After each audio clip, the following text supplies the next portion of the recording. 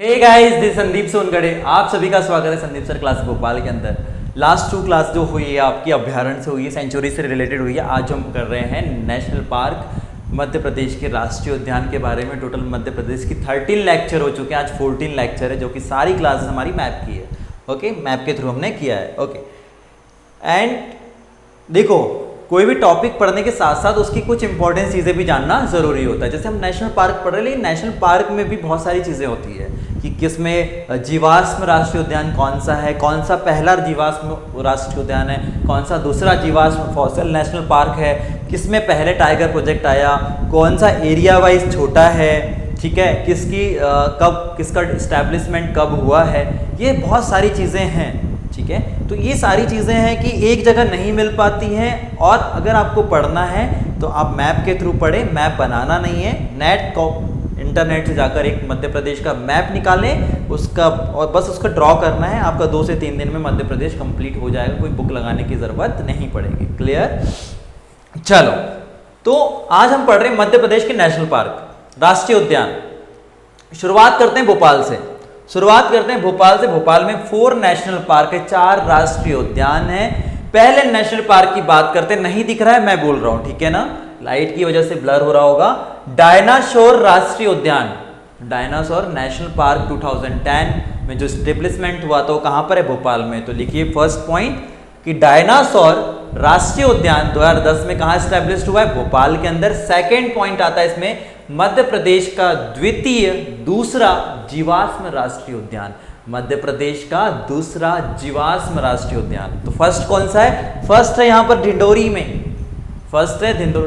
में जीवाश्म राष्ट्रीय उद्यान, फॉसिल नेशनल पार्क जो फर्स्ट है वो ढिंडोरी में है और राज्य का सबसे छोटा है। इसलिए मैं आपसे बोल रहा हूं कि डिटेल में थोड़ा सा पढ़ें कि मध्य प्रदेश का दूसरा राष्ट्रीय जीवाश्म राष्ट्रीय उद्यान, फॉसिल नेशनल पार्क कहां पर है? भोपाल के अंदर है, एस्टैब्लिश्ड हुआ है ये आपका 2011 में। तो second fossil national park of MP कौन सा है? Bhopal 2011। Okay, then third very important, हर कोई जानता है, भोपाल जाता है तो घूमता ही है, वन विहार। तो वन विहार नेशनल पार्क कहां पर है? भोपाल के अंदर। एस्टैब्लिश्ड कब हुआ है? 1983 में। तो भोपाल में कौन सा है? वन विहार नेशनल पार्क कब स्टैब्लिश हुआ है? 1983। आपको इस बार बार बोल रहा हूं कि सन याद रखना है, ईयर याद करना है, ठीक है, वेरी इंपॉर्टेंट, बहुत लोग को नहीं पता होगा। एकमात्र चिड़ियाघर है, उद्यान है जो ISO सर्टिफाइड है, वो है भोपाल का, ठीक है। तो एकमात्र सर्प उद्यान, स्नेक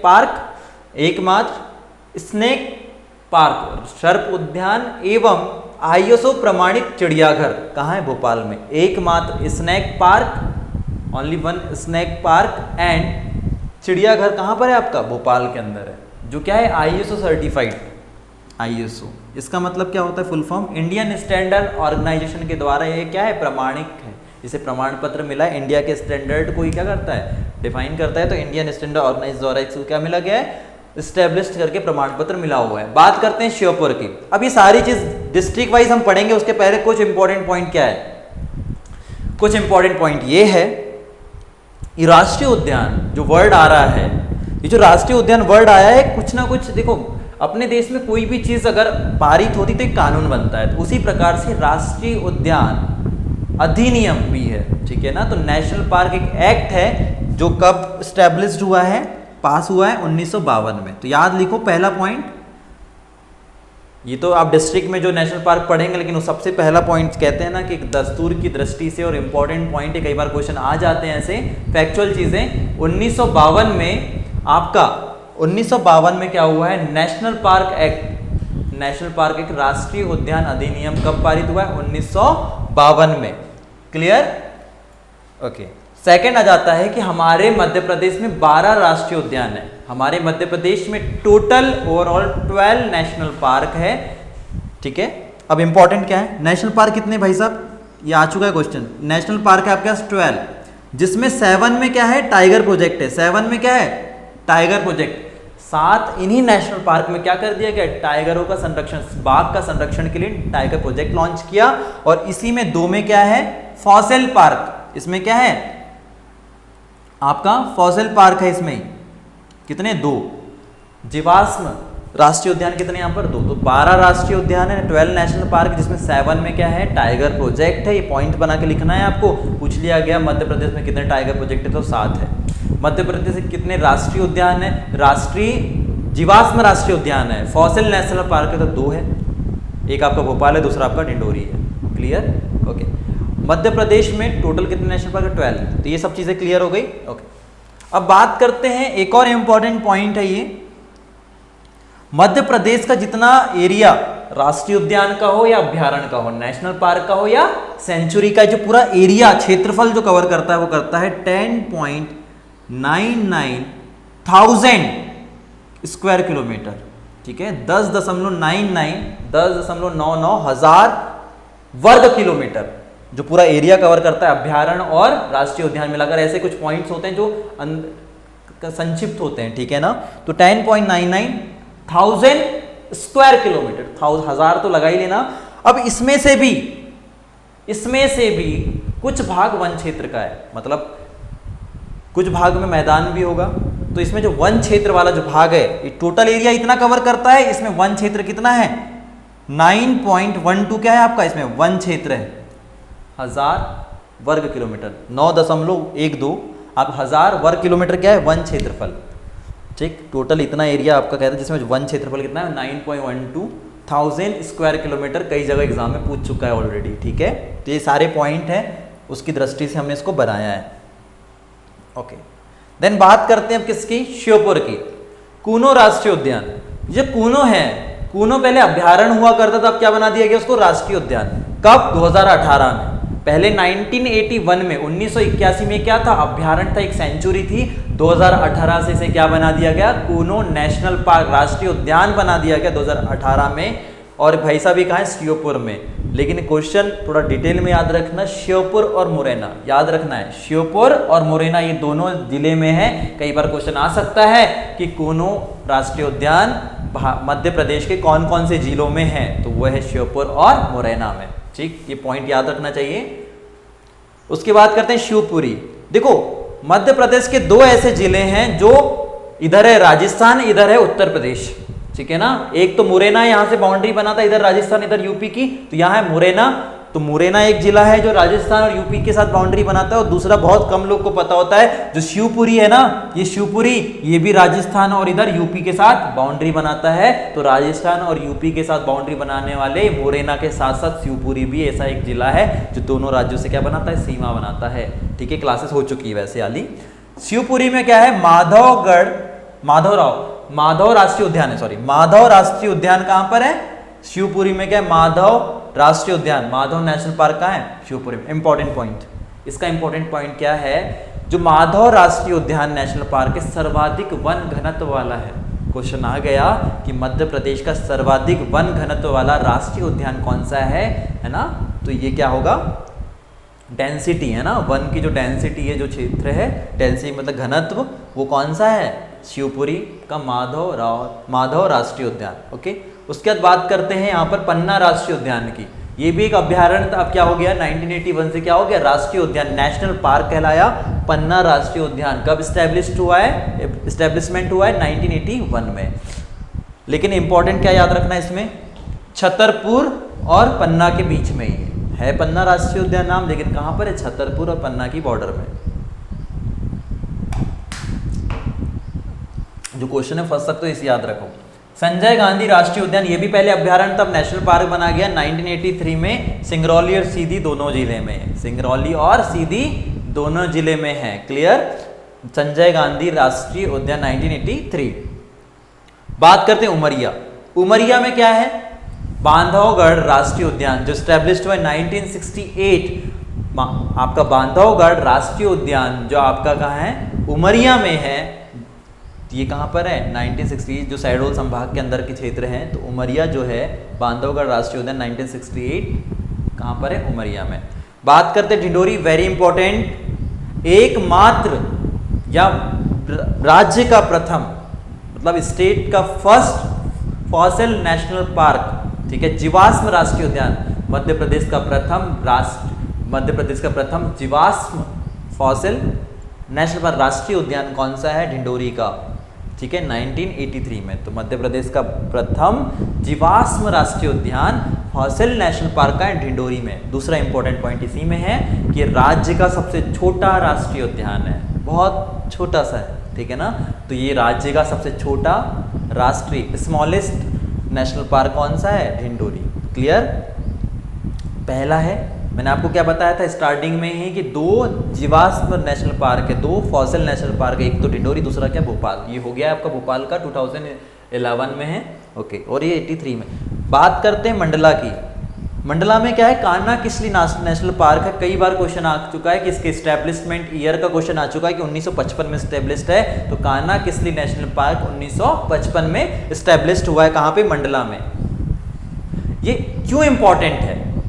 इंपॉर्टेंट इसलिए भी है क्योंकि ये देश का पहला नेशनल पार्क है, पूरे भारत देश का पहला नेशनल पार्क है। इंडिया फर्स्ट नेशनल पार्क कहाँ पर है?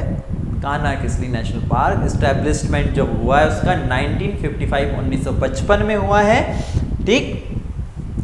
और क्यों इंपॉर्टेंट है?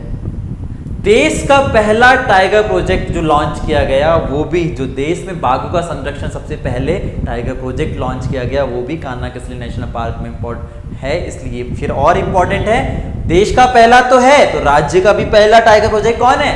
मंडला का कान्हा किसली। और मंडला जो है बालाघाट में भी फैला हुआ है, जो कान्हा किसली जो है मंडला और बालाघाट दोनों में फैला हुआ है, ठीक। बात करते हैं होशंगाबाद की। होशंगाबाद में क्या है? सतपुड़ा राष्ट्रीय उद्यान है, सतपुड़ा नेशनल पार्क है, जो 1981 में स्टैब्लिश्ड हुआ था। कहाँ पर है? होशंगाबाद में, ठीक है ना। कहाँ पर है? होशंगाबाद में। सतपुड़ा राष्ट्रीय उद्यान नेशनल पार्क है होशंगाबाद में। लेकिन आपको याद रखना बैतूल की भी बॉर्डर टच होती है, बैतूल भी टच होता है। छोटे छोटे पॉइंट्स है जो आगे चल के एग्जाम का लेवल बढ़ाते हैं, तो ये चीज़ याद रखनी है। बात करते हैं अब हमको पेंच राष्ट्रीय उद्यान। जो पेंच राष्ट्रीय उद्यान है वो कहाँ पर है? सिवनी में। कहाँ पर है? सिवनी में।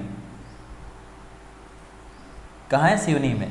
पेंच राष्ट्रीय उद्यान जो है सिवनी में। लेकिन आप क्या याद रखना है? सिवनी और छिंदवाड़ा में मिलाकर ये बेस्ड है, क्योंकि दोनों ज़्यादा क्षेत्र इसका कहाँ है? छिंदवाड़ा में है। तो पेंच राष्ट्रीय उद्यान 1983 में स्टैब्लिश्ड हुआ है, जो सिवनी में है, लेकिन ये दोनों में इसका क्षेत्रफल छिंदवाड़ा और सिवनी में भी है, ठीक है। और इससे इंपॉर्टेंट पॉइंट क्या है? इसका सबसे चर्चित प्लेस, जो फेमस प्लेस है, वो काला पहाड़ है, ब्लैक माउंटेन है। काला पहाड़ कहाँ पर है आपका? पेंच राष्ट्रीय उद्यान में। और पेंच राष्ट्रीय उद्यान कहाँ है? सिवनी में, okay. Come to the point. उसके बाद करते हैं खरगोन की बात। खरगोन में क्या है? ओमकारेश्वर राष्ट्रीय उद्यान। कौन सा है? ओमकारेश्वर राष्ट्रीय उद्यान का है खरगोन में। ये आपका पूर्व निमाड़ पश्चिमी निमाड़ कहलाता है, निमाड़ क्षेत्र था। लेकिन आपको याद रखना है खरगोन, खंडवा, बुरहानपुर में इसकी सीमाएं हैं। इसको में याद क्या रखना है? खरगोन, खंडवा, बुरहानपुर तीनों जिले में इसकी क्या है? सीमाएं हैं। और एक चीज़ इसमें क्या याद रखना है? पेंच राष्ट्रीय उद्यान सिवनी छिंदवाड़ा के साथ साथ नागपुर में भी, क्योंकि नीचे क्या है? महाराष्ट्र, और यहाँ क्या नागपुर लग जाता है, तो ये सिवनी छिंदवाड़ा के साथ साथ महाराष्ट्र से भी कनेक्टेड है, ठीक है, ओके। अब बात करते हैं, ऑलमोस्ट हमारे सारे राष्ट्रीय उद्यान हो गए हैं। अब इम्पॉर्टेंट पॉइंट जो है वो याद रखना है, वो क्या है? चलो, इम्पॉर्टेंट पॉइंट वो ये है, कोई भी एग्जाम, इस वीडियो के लास्ट में ऐसे 4 सेक्शन बनेंगे ऐसे। आपको क्यों बता रहा हूँ, उसका रीज़न है। इसमें आएगा एमपीजी की सारी वीडियो, स्टार्टिंग से आपको स्टेप बाय स्टेप वीडियो मिल जाएगी। जहाँ लोगों को प्रॉब्लम होती है कि sir step by step video नहीं मिलती, तो सारी वीडियो एकदम स्टेप बाय स्टेप, और ऐसे ही मैपिंग के थ्रू पढ़े हैं। मैपिंग के थ्रू पढ़ना कैसे वो भी बताऊंगा। यहाँ पर आपको पूरे मैथ्स के सेक्शन मिल जाएंगे, मैथ्स, ठीक। यहाँ पर आपको लूसेंट मिल जाएगा, सामान्य ज्ञान, और यहाँ पर इमेज आएगी जो मेरी पिक होगी, उस पर क्लिक करना। क्यों करना इंपॉर्टेंट? जैसे आप पिक क्लिक करेंगे कि इंटरफेस आएगा, उसमें एक वीडियो का ऑप्शन होगा और दूसरा उसी के साइड में होगा प्लेलिस्ट का ऑप्शन। किसका? प्लेलिस्ट का। प्लेलिस्ट के ऑप्शन में जाना, सारी प्लेलिस्ट आ जाएगी। एमपीजी के, आपका जेल प्रेरी का जैसे एग्ज़ाम है। तो देखो, मैंने आपको एक चीज़ याद रखना है बहुत कैलकुलेटिव तरीके से, क्योंकि हमने एग्ज़ाम के पेपर के अकॉर्डिंग पढ़ा रहे हैं। तो आपको एक सिलेबस डिस्कस किया, मैथ्स के प्रीवियस ईयर पेपर सॉल्व करवाए हैं। उसके आगे और जाएंगे तो मैथ्स के अलजेब्रा हो गया, इंडाइस एंड सर्ट्स हो गया है, नंबर सिस्टम के टॉपिक हो गए हैं, ठीक है। इस तरीके से आपको सारी प्लेलिस्ट मिल जाएगी, तो आपको पता चल जाएगा क्या क्या पढ़ के हुआ है। दूसरी चीज़, आपको व्हाट्सएप पे जुड़ना अति आवश्यक है। 8109585162 8109585162 4000 प्लस स्टूडेंट जुड़े हैं पूरे एमपी के। आपको याद रखना है व्हाट्सएप पे आपको मैसेज करना है नेम और सिटी लिखकर, 8109585162 पर नेम और सिटी लिखकर। 4000 प्लस स्टूडेंट जुड़ चुके हैं, तो आपको याद रखना है एक दिन में अगर आपको ऐड नहीं किया जाता तो आप दूसरा मैसेज डबल से करें, सर हमें ऐड कर लीजिए। तो आपको जितनी जो भी एग्जाम की प्रिपरेशन कर रहे हैं प्रीवियस ईयर पेपर मिल जाएंगे, उसकी स्ट्रेटजी मिल जाएगी, और आपको कोई कम्युनिकेशन है या कोई प्रॉब्लम है तो डायरेक्ट इस नंबर से मुझसे बात कर सकते हैं, ठीक है। नहीं अगर कॉल नहीं लग रहा है तो आप मैसेज ड्रॉप करें, क्यों? क्योंकि कम्युनिकेशन और एक गाइडेंस ज़रूरी है। दूसरी चीज़ जो आपको नोट्स बनानी है, एक बुक से नहीं पढ़ना है, हर क्लास में यही चीज़ बोल रहा हूँ, बुक से नहीं पढ़ना है। ऐसे बुक पढ़ेंगे तो मार्केट में बहुत बुक अवेलेबल है, अगर इतनी सारी चीज़ें क्लियर हो जाती तो, ठीक है। हमारा पढ़ाने का उद्देश्य है उन चीज़ों को बहुत ईजीली आप लोग के सामने रखना। हमारा पढ़ाने का बस इतना सा उद्देश्य है कि मार्केट में सारी चीज़ें अवेलेबल है, लेकिन इन चीज़ों को उतनी आसानी से और याद रखना, याद दिलाना इमेजिनेशन के थ्रू, ठीक है, कौन सी चीज़ें कहाँ पर है और फोकस के साथ। तो आपको याद रखना है, आपको इंटरनेट कैफे से मध्य प्रदेश का एक डिस्ट्रिक्ट वाइज मैप निकालना है और सारी चीज़ ड्रॉ कर देने। ऐसे मान लो जितने टॉपिक होते हैं, टॉपिक का नाम लिखो बस फटाफट, एक दिन में आपके 20 टॉपिक हो जाएंगे, 4 दिन में आपको पूरा मध्य प्रदेश सामान्य का जब भी एग्जाम होती खत्म हो जाएगा, ठीक है। तो मैप निकाल कर ड्रॉ करना है, बस कॉपी में ऐसी नोट्स नहीं बनानी है, फैक्चुअल चीज़ें याद रखनी है, ठीक है, और जितना पढ़ना है उतना ही, ठीक है। अच्छा लगता है तो लाइक करें, कमेंट करें, लोगों तक पहुंचाएं। Thank you so much guys, thank you.